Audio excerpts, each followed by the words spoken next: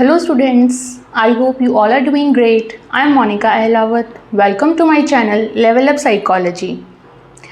आज हम यहाँ डिस्कस करेंगे HEO यानी कि स्वास्थ्य शिक्षा अधिकारी जो कि UPPSC की वैकेंसी है 2026 की, उसके सिलेबस के बारे में। लास्ट टाइम मैंने वीडियो बनाई थी जब इसका नोटिफिकेशन आया था एंड तब तक सिलेबस आया नहीं था। इस बीच एग्ज़ाम की डेट भी अनाउंस हो गई थी, बट हम वेट कर रहे थे सिलेबस का ताकि हम अपने एग्ज़ाम की तैयारी को प्लान कर सकें, स्ट्रेटेजाइज कर सकें। That time I advised you कि आप चाहें तो करंट अफेयर्स इतने पढ़ना शुरू कर सकते हैं अपने आप से, एंड अगर आपने तब शुरू कर लिया था करंट अफेयर्स पढ़ना तो बहुत अच्छी बात है, अदरवाइज़ इट्स ओके। अब हमारे पास सिलेबस है, एक सिस्टमेटिक तरीके से हम उसे देखेंगे एंड अपनी तैयारी शुरू करेंगे। ओके, तो इसी के साथ आज की वीडियो शुरू करते हैं। So it is UPPSC HEO का 2026 का ऑफिशियल सिलेबस रिलीज़ हो चुका है, इसमें कोई अब संदेह नहीं है। स्वास्थ्य शिक्षा अधिकारी की ये आपकी पोस्ट है, ठीक है।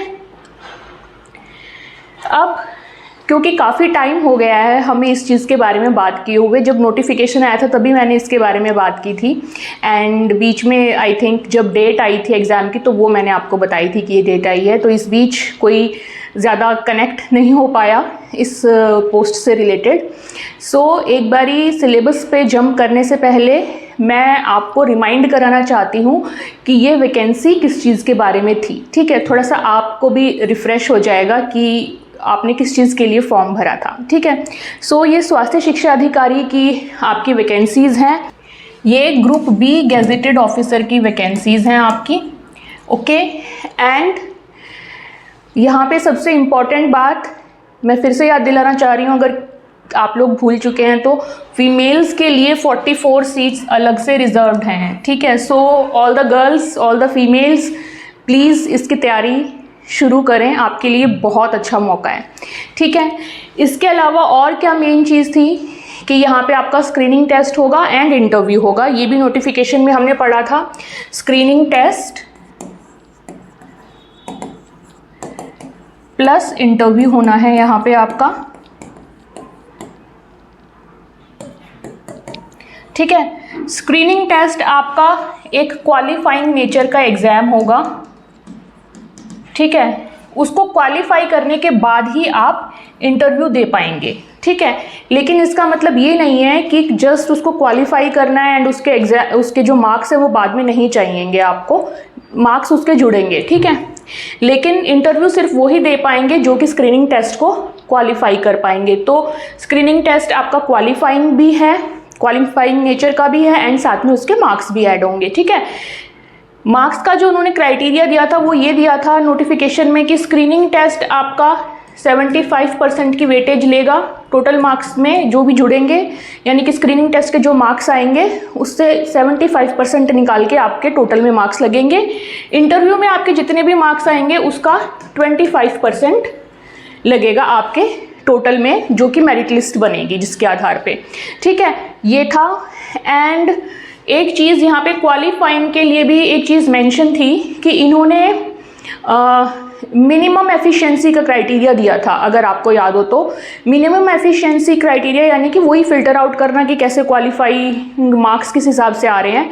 तो इन्होंने SC ST कैटेगरी के लिए दिया था कि अगर आपके 35% आ रहे हैं तो you will be able to qualify. General category के लिए दिया था 40% का, ठीक है। अगर आपके पास नोटिफिकेशन अभी भी है या वीडियो आपने संभाल के रखी है या मेरे चैनल पे ही वीडियो है पुरानी तो वो आप देख सकते हैं, ठीक है। तो ये चीज़ें जो थी मेन चीज़ें ये हमने नोटिफिकेशन के दौरान देखी थी, नोटिफिकेशन में ये आपका सब अवेलेबल था। तो ये मैंने जस्ट आपको रिवाइज़ कराया, रिमाइंड कराया ताकि आपको एक स्टार्टिंग से आपको मिले बेस की ओके हमें किस हिसाब से अपनी तैयारी शुरू करनी है, ठीक है। सो अगर SC ST कैटेगरी से हैं आप तो 35% मिनिमम आपको चाहिए स्क्रीनिंग टेस्ट में क्वालिफाई करने के लिए। जनरल कैटेगरी से हैं तो मिनिमम 40% चाहिए, ठीक है। लेकिन इतना आने से कोई ये संभावना नहीं है कि आपका सिलेक्शन हो जाएगा, उसके लिए सिर्फ आप इंटरव्यू के लिए एलिजिबल हो पाएंगे, है ना। तो हमें कोशिश करनी है कि हमारे मैक्सिमम से मैक्सिमम मार्क्स आएँ ना कि हम मिनिमम को अपना क्राइटेरिया रख के चलें, हम मैक्सिमम को अपना क्राइटेरिया रख के चलेंगे कि जितना हो सके हम उतना स्कोर करें एंड हम इंटरव्यू के लिए तो एलिजिबल हो ही जाएं एंड साथ में मेरिट लिस्ट में भी हम आ जाएं, ठीक है। सो ये थी कुछ इम्पॉर्टेंट चीज़ें जो कि आपके नोटिफिकेशन से रिलेटेड थी। अब चलते हैं सिलेबस पे। ओके, ये सिलेबस आपका अभी आई थिंक 15 को आपका रिलीज़ हुआ है, ऑफिशियल वेबसाइट पे ये आपको मिल जाएगा।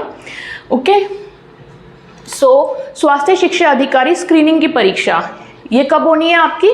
4 अक्टूबर को। 4 अक्टूबर को इन्होंने प्रपोज डेट निकाली है, तो अभी तक के लिए तो फिलहाल 4 अक्टूबर ही हमारी डेट है हमारे पास इसके लिए, ठीक है।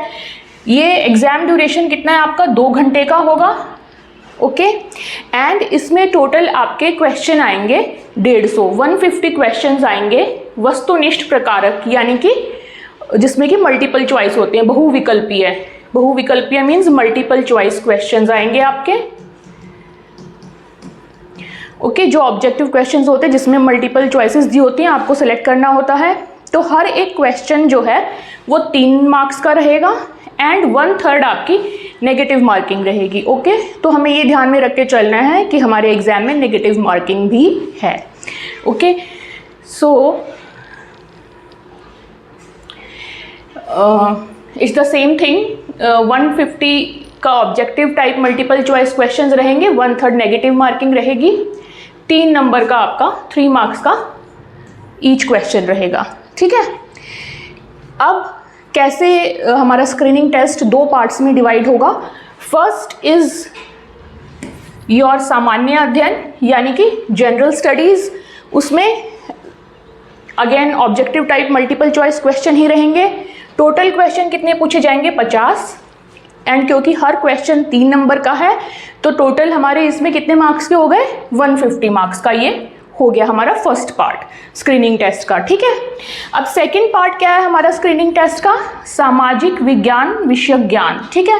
सामाजिक विज्ञान यानी कि सोशल साइंस से रिलेटेड। अब जब आपने फॉर्म भरा था तो आपको याद होगा कि इसमें जो एलिजिबिलिटी क्राइटेरिया था उसमें यही दिया गया था कि any subjects out of the social science related subjects, है ना, अगर आप इसमें हैं किसी भी एक सब्जेक्ट में क्वालिफाई मास्टर कर रखे तो आप इसको अप्लाई कर सकते हैं, ठीक है। तो वही जो 8 सब्जेक्ट्स हैं वो इसमें इंक्लूडेड हैं, they are all from the social science, ठीक है। तो बेसिकली आपका जो फर्स्ट पार्ट है वो है जीएस यानी कि जनरल स्टडीज़, सेकेंड पार्ट है आपका सोशल साइंस का पेपर, क्लियर। अब इसमें भी अगेन आपके objective type multiple choice questions रहेंगे। यहाँ पे प्रश्नों की संख्या आपकी 100 हो जाएगी, ठीक है, डबल है इससे, एंड 100 है तो 3 मार्क्स का एक है तो 300, ठीक है। तो ये मार्क्स भी डबल है, क्वेश्चंस भी डबल हैं, एंड टोटल कितने मार्क्स का हो जाएगा? ये 450 मार्क्स का 2 घंटे का आपका स्क्रीनिंग का पेपर होगा, ठीक है। 450 नंबर का है ये आपका। ओके, अब इन्होंने रखा है कि स्क्रीनिंग परीक्षा में अभ्यर्थियों के लिए साक्षात्कार यानी कि इंटरव्यू जो है उसके 50 हैं मार्क्स, ठीक है, अंक। मार्क्स अलॉटेड फॉर इंटरव्यू या personality test for candidates qualified in screening test is 50, ठीक है। अब हम चलते हैं आगे सिलेबस की तरफ। ओके, सो हमने सिलेबस में देखा, पहला है हमारा जनरल स्टडीज़ सामान्य अध्ययन, ठीक है, और दूसरा है हमारा सोशल स्टडीज़ यानी कि सामाजिक अध्ययन। तो पहले सामान्य अध्ययन का देखते हैं, ठीक है। स्क्रीनिंग की परीक्षा में ये हमारा जनरल स्टडीज़ का यानी कि जो फर्स्ट हमने देखा था पार्ट उसका सिलेबस है, ठीक है।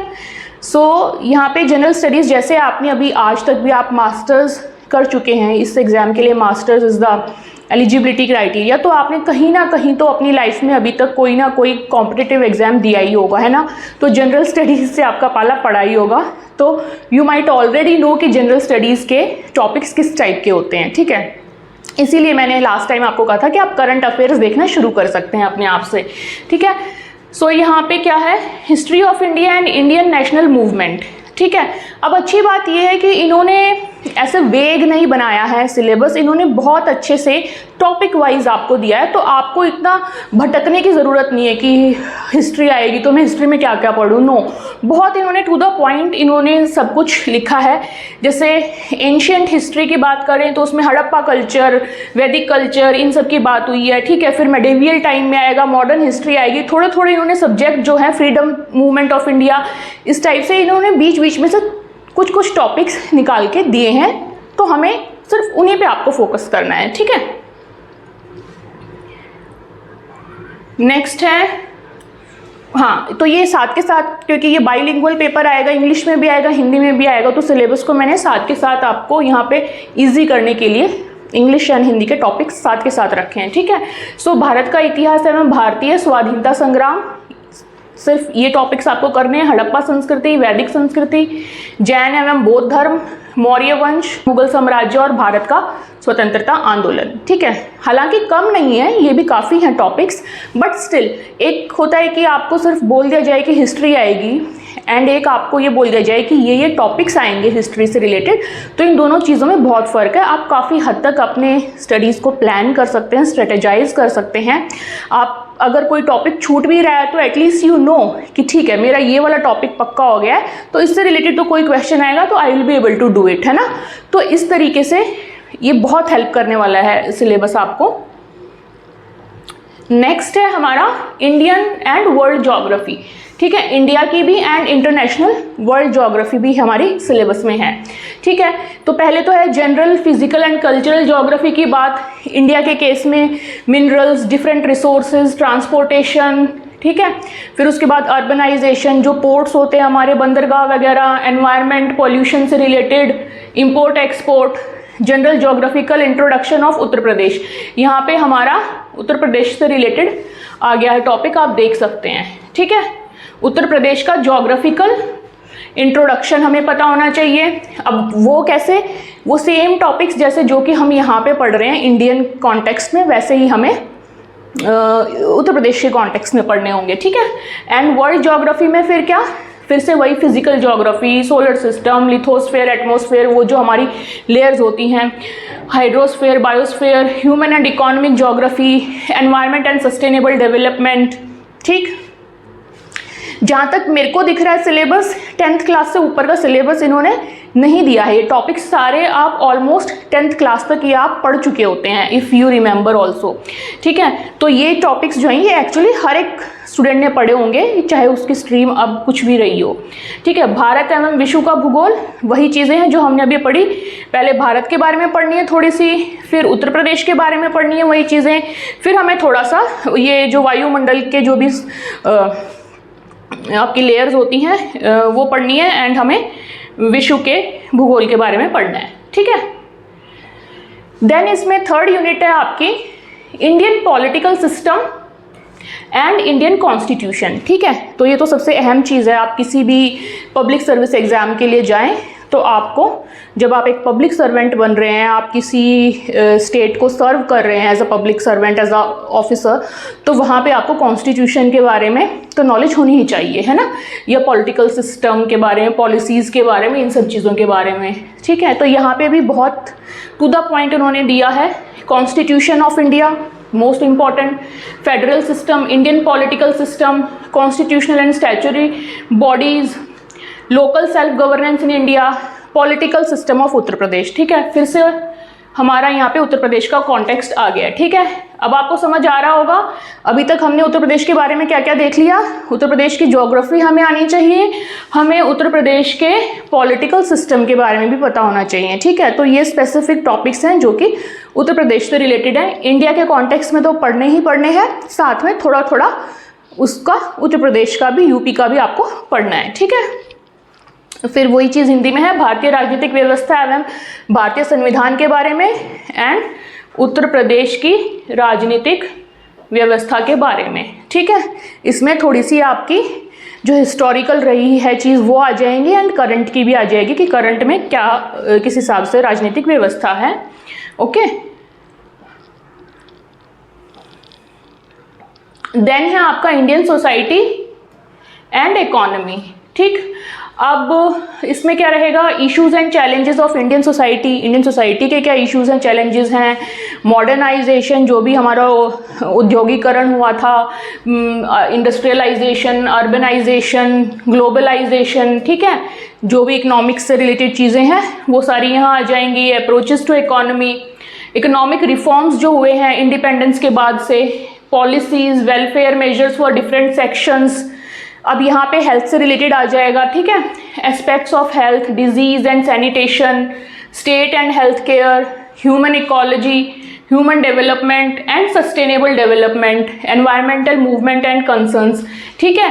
तो यहाँ पे आप देख सकते हैं जो यहाँ पे इकोनॉमी है, इंडियन सोसाइटी से रिलेटेड इकोनॉमी का पार्ट यहाँ पे दिया गया है कि आपको किस तरीके से पढ़ना है, कि उसमें हेल्थ के ऊपर क्या उसका प्रभाव है, ठीक है, ना कि आपको कि इकोनॉमी के कोर सब्जेक्ट्स पढ़ने हैं वो सब नहीं पढ़ना है, ठीक है।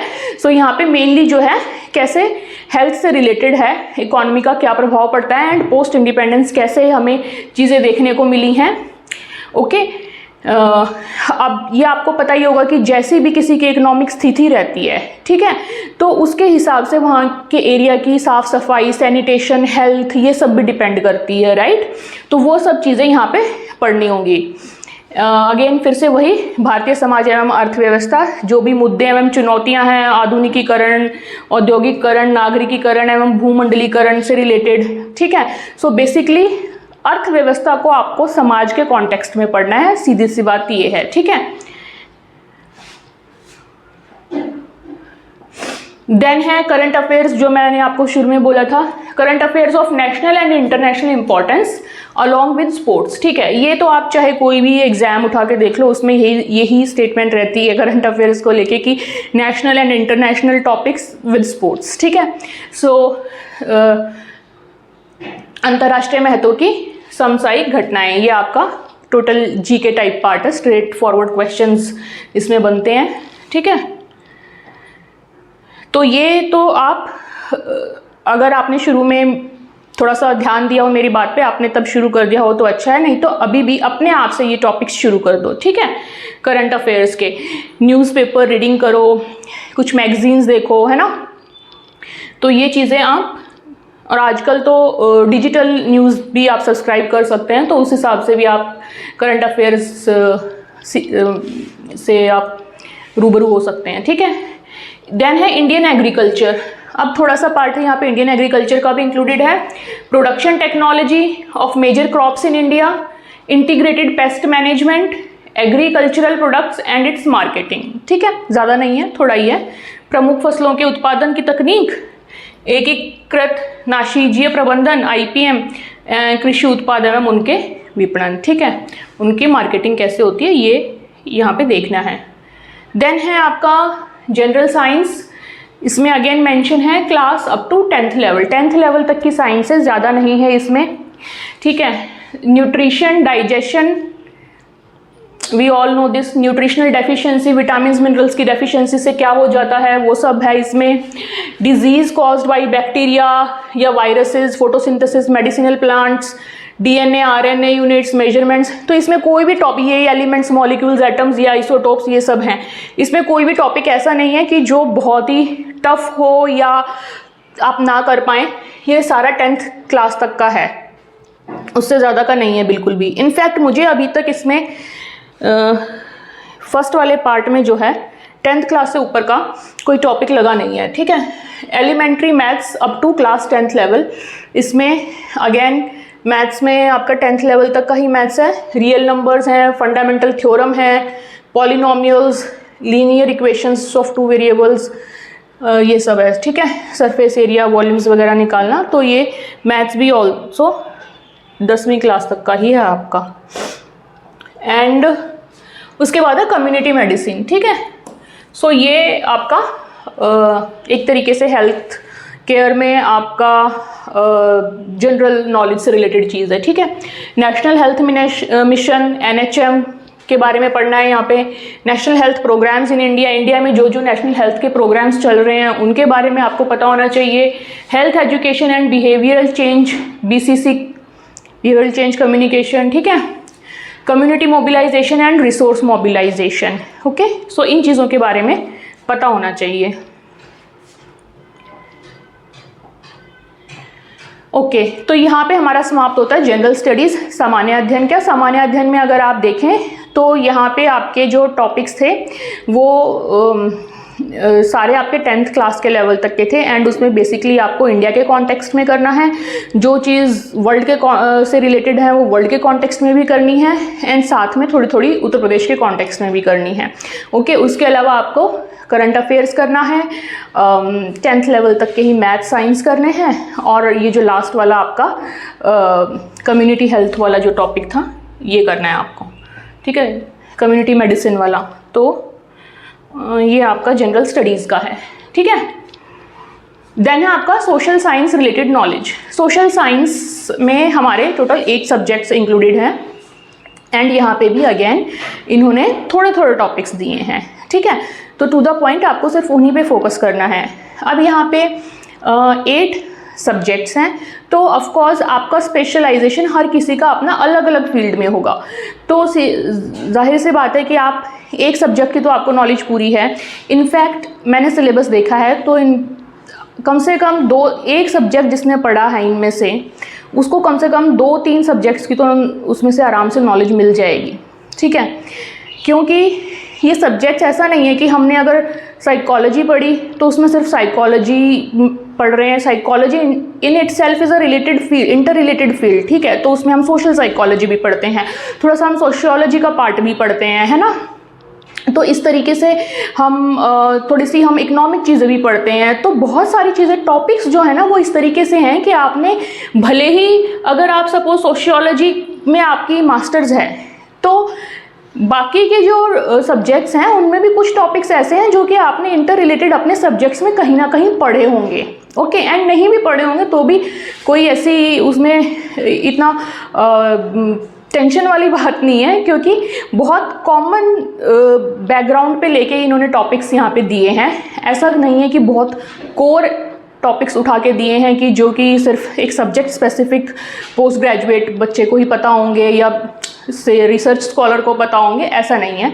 अगर आपने नहीं भी वो पढ़ा है तो you can do it with some efforts, there is nothing much difficult about that, ठीक है।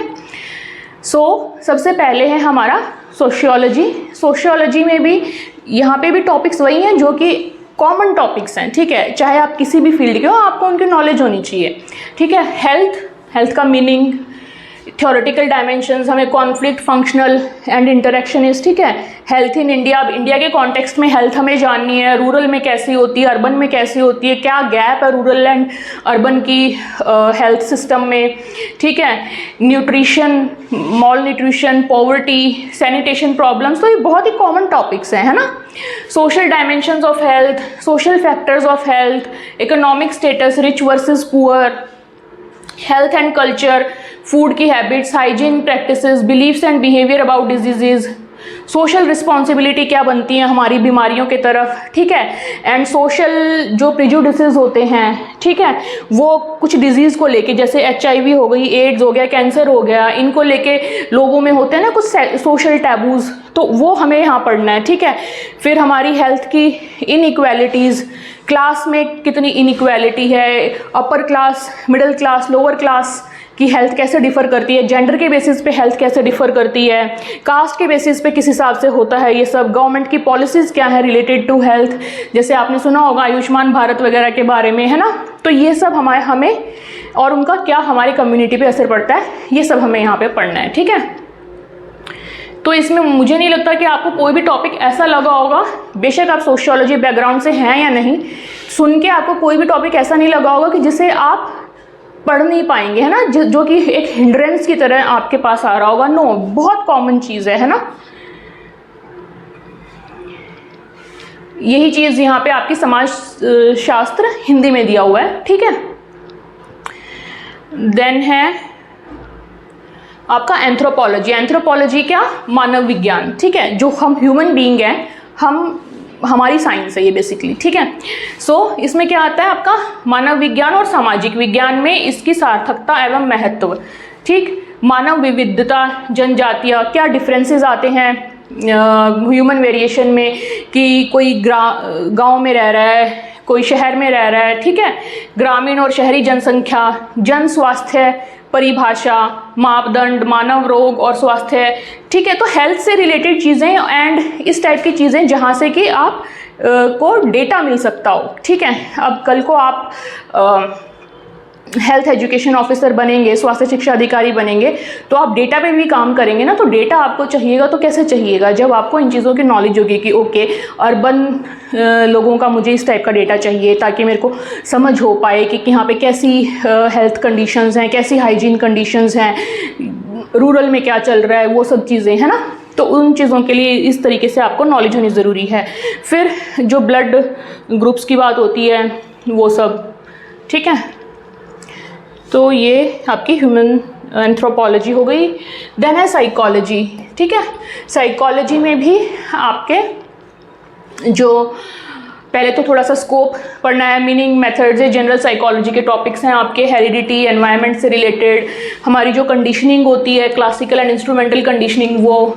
फिर मेमोरी से रिलेटेड टॉपिक्स आएंगे आपके, memory, forgetting, nature, theory of intelligence से रिलेटेड आएगा, पर्सनैलिटी का आएगा, साइकोलॉजिकल असेसमेंट कि अगर कोई साइकोलॉजिकल इश्यूज़ हैं तो हम उनको कैसे असेस करेंगे, कैसे मेजर करेंगे, मोटिवेशन एंड पर्सनैलिटी, ठीक है। साइकोलॉजिकल टेस्ट कैसे करते हैं, criteria of motivated behaviour, language development कैसे होती है, types of personality, problems of contemporary society, drugs addiction वगैरह, ठीक है। तो ये सब हमारा साइकोलॉजी में है। Okay, so these are also, बहुत ज़्यादा डिटेल में नहीं है, बट ये है कि एंथ्रोपोलॉजी से ज़्यादा टॉपिक्स हैं साइकोलॉजी के, but it's okay. Okay, fourth है हमारा सोशल साइकोलॉजी, ठीक है। अगेन ये सोशियोलॉजी एंड साइकोलॉजी का मिक्स होता है, कैसे आप सोसाइटी किसी एक इंडिविजुअल को इम्पैक्ट करती है एंड वाइस वर्सा, वो सब यहाँ पे आ जाएगा आपका। So basic human values and attitudes, nature, sources and features of values, nature, formation and function of attitudes, attitudes हमारे जो भी बनते हैं सोसाइटी में वो कैसे बनते हैं, ठीक है। Social control, purpose, causes and agencies, social change, ठीक है। कम्युनिकेशन एंड परसुएसिव कम्युनिकेशन, ठीक है। बेसिकली सोसाइटी जो है कैसे एक इंडिविजुअल की लाइफ को ट्रांसफॉर्म करती है, फॉर्म करती है या उसको इफेक्ट करती है, ठीक है। Social interaction and personal attraction, community health, ठीक है। तो ये सब यहाँ पे आपके आ जाएंगे। ओके, सामाजिक मनोविज्ञान, I hope this is clear. Then है आपका पॉलिटिकल साइंस, ठीक है। पॉलिटिकल साइंस का थोड़ा सा हमने फर्स्ट पार्ट में भी देखा था ना, तो इंडियन कॉन्स्टिट्यूशन तो आपका वहीं से आ जाएगा, वो एक टॉपिक आप वहीं कवर कर लेंगे, ठीक है, उसके सारे पार्ट्स। ओके, फिर उसके बाद आपको president, prime minister, council of ministers, इन सब के बारे में पता होना चाहिए। तो ये बहुत ही एक्सपेक्टेड नॉलेज है कि इतनी आपको होनी चाहिए एटलीस्ट, है ना। अगर आप किसी एक ऐसे पोस्ट पे असाइन होने वाले हैं तो पॉलिटिकल साइंस तो बाय डिफ़ॉल्ट आपको थोड़ी बहुत आनी चाहिए, ठीक। अदरवाइज़ तो फिर आप या तो टेक्निकली सिर्फ अपने फील्ड से रिलेटेड जॉब के लिए अप्लाई करें, है ना। लेकिन अगर आप किसी ऐसे पद के लिए, ऐसी पोस्ट के लिए अप्लाई कर रहे हैं जो कि पब्लिक सर्विंग है एंड एक अच्छी पोस्ट है किसी एडमिनिस्ट्रेशन में, किसी गवर्नमेंट में, ऐसे स्थान पे, तो वहाँ पे आपको पॉलिसीज़ की, पॉलिटिकल सिस्टम की, इन चीज़ों की नॉलेज होना बाय डिफ़ॉल्ट है, ये एक्सपेक्टेड है, ठीक है। Judiciary, supreme court and high court, ये सब।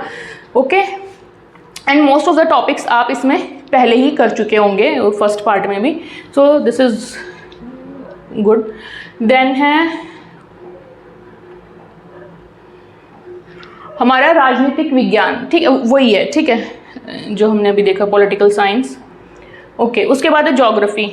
ज्योग्राफी भी हमने फर्स्ट पार्ट में की थी, लेकिन फर्स्ट पार्ट वाली थोड़ी डिफरेंट है। वहाँ पे हमारा पूरा जो कंसंट्रेशन है वो पूरा लाइक ज्योग्राफिक है, भूगोलीय कंसंट्रेशन है, जैसे जो कि होता है आपका नदियाँ, पहाड़, वो उन सब चीज़ों पे है बेसिकली। यहाँ पे आपका हेल्थ रिलेटेड टू ज्योग्राफी है। जैसे अगर मैं कह दूँ कि पहाड़ी प्रदेश में जो लोग रहते हैं उनकी हेल्थ कैसी है, जो रेगिस्तान में लोग रहते हैं उनकी हेल्थ कैसी है, ठीक है। सो ज्योग्राफी के संदर्भ में हेल्थ की बात यहाँ पे बेसिकली हो रही है, ठीक है। तो ये डिफरेंस है आपके जो पहला पार्ट में ज्योग्राफी थी एंड इस पार्ट में जो ज्योग्राफी है, ओके। ये हेल्थ के पॉइंट ऑफ व्यू से है, ठीक। सो meaning and significance of health geography, geographical factors affecting human health, diseases, physical, social, economic, environmental.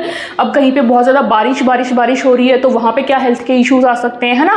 कहीं पे अगर बहुत ज़्यादा सूखा पड़ रहा है तो वहाँ पे क्या हेल्थ इश्यूज आ सकते हैं, तो it impacts health, right. Geography impacts health, तो उस टाइप की हमें यहाँ पे चीज़ें देखनी होंगी। Classification of genetic, communicable, non communicable diseases, ठीक है। ज्योग्राफी ऑफ हंगर, बहुत बेसिक है ज्योग्राफी, ठीक है, लेकिन पढ़ना तो है, ठीक है, तो ऐसा नहीं है। लेकिन क्या है कि इसमें कंसेप्ट्स ऐसे नहीं है कि जिसमें कि आपको ऐसा लगे कि मैं कुछ बहुत हटके पढ़ने जा रहा हूँ या जा रही हूँ, है ना। कि जैसे कंसेप्चुअल चीज़ें हैं, साइकोलॉजी में कुछ हैं जो चीज़ें कंसेप्चुअल हैं, राइट। एंथ्रोपोलॉजी में एक आधी चीज़ आ सकती है जो कंसेप्चुअल है। पॉलिटिक्स में, पॉलिटिकल साइंस में तो आपको एज इट इज़ जो है वो पढ़ना है, उसमें कोई कंसेप्ट बिल्ड नहीं करने इतने।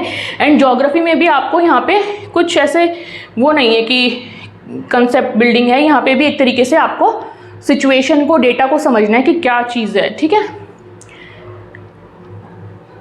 देन है हिस्ट्री, वैदिक लिटरेचर, ये सब हमने फर्स्ट वाले में भी पढ़ा था, है ना। जो फर्स्ट पार्ट में हिस्ट्री दे रखा है, Mauryan, Kushana art, stupa and temple architecture, significant events of modern Indian history, specially ये फ्रीडम स्ट्रगल के बारे में वहाँ पे पढ़ना ही है। Integration of princely states and reorganisation of states, ये पूरा वो इंडिपेंडेंस के टाइम पे जो भी था उससे पहले जो चीज़ें हुई थी वो सब है। World history between 18th and 20th century, French revolution पढ़ना है, industrial revolution, first and second world war के बारे में पढ़ना है, उसके कॉजेज एंड इफेक्ट्स के बारे में पढ़ना है, ठीक है। तो आपने ऐसे बहुत सारी बीमारियों के बारे में सुना भी होगा या बहुत सारे क्योर के बारे में सुना होगा, जो समझ आया होगा कि ओके वर्ल्ड वॉर 1 या वर्ल्ड वॉर 2 के दौरान ये बीमारियां हुई और इनका कैसे कैसे जो है इलाज निकल के आया, ठीक है। अगर आप साइकोलॉजी के स्टूडेंट हैं तो साइकोलॉजी वालों को तो पता ही होगा कि वर्ल्ड वॉर 2 के दौरान कितने साइकोलॉजिकल इश्यूज जो थे क्रिएट होते थे एंड कैसे कैसे हमारे जो पैथोलॉजिकल इश्यूज़ के लिए जो क्योर निकल के आते थे, ठीक है। तो वो कैसे चीज़ें हुई हैं, ओके। सो ये हमारे 7 सब्जेक्ट्स हो गए हैं। देन है 8th इकोनॉमिक्स, ठीक है। सो इनकम के बारे में जैसे हमने पहले ही देखा कि भाई इकोनॉमिकली हर किसी की हेल्थ इम्पैक्ट करती है, ठीक है। अब किसी की अगर इतनी ज़्यादा इनकम है कि वो अपना अच्छे से कोई भी बीमारी हो जाए दैट पर्सन कैन सर्वाइव, वो बहुत अच्छे से न्यूट्रिशन ले सकता है, वो बहुत अच्छे हॉस्पिटल में जाके इलाज करा सकता है। लेकिन अगर वहीं किसी की इकनॉमी इतनी ज़्यादा कम है कि वो अच्छे से न्यूट्रिशन तक नहीं ले सकता, मॉल न्यूट्रिशन उसकी कंडीशन है, फैमिली को अच्छे से नहीं न्यूट्रिशन प्रोवाइड करा सकता एंड अच्छे हॉस्पिटल में जाके इलाज नहीं करा सकता, तो हेल्थ को इम्पैक्ट करती है इकोनॉमी, राइट। सो हमें वही चीज़ देखनी है, नेशनल इनकम, इकोनॉमिक इंडिकेटर्स। अच्छा, फिर यही डिफरेंस आ जाता है डेवलपिंग कंट्रीज़ में एंड डेवलप्ड कंट्रीज़ में कि जहाँ जो कंट्रीज़ भी जो ज़्यादा धनी हैं उनके पास और ज़्यादा अच्छे इक्विपमेंट्स और ज़्यादा अच्छी फैसिलिटीज़ हैं एज़ कम्पेयर टू जिन कंट्रीज़ के पास कम पैसा है ना। पॉवर्टी को समझना यहाँ पे इम्पॉर्टेंट है, अनएम्प्लॉयमेंट को समझना, इनइक्वालिटी को, ह्यूमन डेवलपमेंट इंडेक्स को समझना, ठीक है, types of health care, okay. So education in sectoral composition, health care पैसा होगा तभी हेल्थ केयर भी आएगा, है ना। डेमोग्राफी को समझना, कहीं की पॉपुलेशन कैसी है, रूरल अर्बन माइग्रेशन कैसा हुआ है, हेल्थ सर्विसेज, माल न्यूट्रिशन जिसकी अभी हमने बात की उसके क्या क्या टाइप्स हैं, एनवायरनमेंट कैसे इम्पैक्ट करता है हेल्थ को, हेल्थ गवर्नेंस, उसमें फिर ये आपके जो भी गवर्नमेंट ने चलाई हुई हैं चीज़ें वो आएंगी, जैसे नीति आयोग, पंचायती राज, ये सब चीज़ों का योगदान, ठीक है। तो यही है अर्थशास्त्र का हमारा मेन, ठीक। सो यहाँ पे आपका सिलेबस होता है कंप्लीट, ओके। सो अगर आप देखो तो सिलेबस आपका एक इंक्लूसिव एंड ऑप्टिमल तरीके से बना हुआ है, इसमें ना तो बहुत ज़्यादा टफ है एंड ना ही बहुत ज़्यादा कम है। एंड आपके पास अभी 4 अक्टूबर को आपका एग्ज़ाम होना है, तो आपके पास ऑलमोस्ट 5.5 मंथ्स है, 5.5 महीने हैं, तो आपके पास मेरी हिसाब से जो मेरी इवैल्यूएशन कहती है वो ये है कि आपके पास मोर देन इनफ टाइम है अगर आप इसको अच्छे से स्ट्रेटेजाइज करके प्लान करके पढ़ेंगे तो। एंड सब्जेक्ट भी ऑलमोस्ट बहुत ज़्यादा मिक्स सा है। आपको थोड़े थोड़े अगर जब आप पढ़ेंगे आपको थोड़े थोड़े इस टाइप से कंसेप्ट समझ आने लग गए ना कि ओके कैसे इकोनॉमी ज्योग्राफी सब रिलेटेड सही सी चीज़ है, जहाँ भाई ज्योग्राफी थोड़ी सी ऐसी होगी कि वहाँ कमाने के साधन ही कम होंगे, ठीक है। तो वहाँ क्या हुआ, ज्योग्राफी भी पिक्चर में आ गई। ज्योग्राफी की वजह से एम्प्लॉयमेंट कम है, एम्प्लॉयमेंट की वजह से हेल्थ की फैसिलिटीज़ कम है ना। जैसे आपने बहुत ऐसे ऐसे रिमोट एरियाज़ देखे होंगे या बहुत ऐसे अगर कहीं पहाड़ों पे जाओ तो वहाँ पे अभी भी ऐसा पता चलता है कि जहाँ पानी की भी व्यवस्था नहीं पहुँची है ना। अभी थोड़े दिन पहले किसी गाँव का आ रहा था उत्तराखंड में कि वहाँ पे अब जाके पानी पहुँचा है, तो अभी तक पानी ही नहीं था। तो इस तरीके से हमारी ज्योग्राफी जो है, अब कुछ ज्योग्राफीज़ इतनी रिच होती हैं, जैसे अगर हम कहीं कश्मीर की ज्योग्राफी इतनी ज़्यादा रिच है कि वहाँ पे इतना टूरिज़्म, इतना पैसा आ सकता है ना। तो वहाँ पे इकोनॉमी अच्छी हो सकती है, तो इकोनॉमी अच्छी होगी तो अच्छे हॉस्पिटल्स आएंगे, अच्छी हेल्थ केयर फैसिलिटीज़ होगी, लोग अच्छा खाएंगे पिएंगे, उनके पास पैसा होगा तो हेल्थ अच्छी होगी, ठीक है। तो आपको पढ़ते पढ़ते थोड़ा सा इस तरीके से चीज़ों को समझना है कि हर चीज़ यहाँ पे इंटर रिलेटेड है। कुछ भी हम ऐसे अलग या आउट ऑफ द बॉक्स नहीं पढ़ेंगे, है ना। आपको ये एक दिमाग में बिल्कुल अपना अच्छे से स्ट्रेटेजाइज करके प्लान करके चलना है कि ओके हम किस तरफ जो है, क्या हमारा गोल है एंड कैसे हम हर सब्जेक्ट को उस गोल की तरफ लेके जा रहे हैं बेसिकली, ठीक है। हालांकि ज़्यादा मैं अब आज की क्लास में, आज की वीडियो में नहीं और इसको लेंदी करने वाली, क्योंकि ये बहुत ऑलरेडी हो चुका है। नेक्स्ट वीडियो जो होगी वो हमारी इसी प्लानिंग एंड स्ट्रेटजी के ऊपर ही होगी, ठीक है। आपको यहाँ चैनल पे मैं ये पार्ट 2 कंप्लीट कराऊंगी, ठीक है। तो लेकिन वो कैसे होगा, क्या प्लानिंग, क्या स्ट्रेटजीज रहेंगी, वो हम नेक्स्ट क्लास में डिस्कस करेंगे। एंड थोड़ी सी गाइडेंस मैं आपको पार्ट 1 के बारे में भी दे दूंगी, सो दैट आप अपनी स्टडी शुरू कर सकें अगर आप मेरे चैनल को फॉलो करते हैं तो, ओके। एंड या आज की वीडियो से रिलेटेड अगर आपको कोई डाउट है, कुछ सवाल मन में आ रहा है, तो वो आप कमेंट सेक्शन में पुट कर सकते हैं। नेक्स्ट जो वीडियो आएगी उसमें पहले मैं उन सवालों के जवाब दे दूंगी एंड देन हम अपनी जो प्लानिंग रहेगी एग्ज़ाम की वो हम करेंगे, ठीक है। अगेन आई एम रिपीटिंग, आपके पास मोर देन इनफ टाइम है, आप एकदम काम होके इसकी तैयारी बहुत अच्छे से कर सकते हैं। और फिर से मैं एक बात और कहूँगी, to all the females, to all the girls, आपके लिए यहाँ पे 44 सीट्स अलग से रिजर्व हैं, सो ये चांस छोड़ना नहीं बनता है आपके लिए, ठीक है। So you prepare well and वैसे I wish everyone all the best, ठीक है। सो अगर आपको आज की वीडियो अच्छी लगी हो, आपके लिए यूज़फुल थी, तो please like, share and subscribe to the channel if you are new here. I see you in the next video. Till then take care, bye bye.